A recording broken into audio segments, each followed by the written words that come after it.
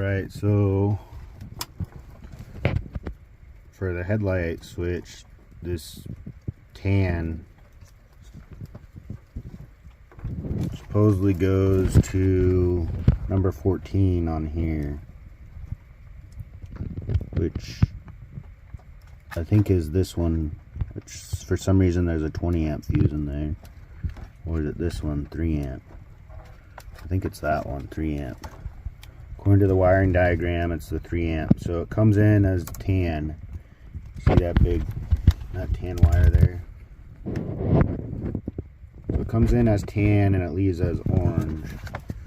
And then the orange leaves there, comes up here, and comes up to the orange here. So that's your illumination for your instrument cluster. This is the one that goes back to the back of this printed circuit board.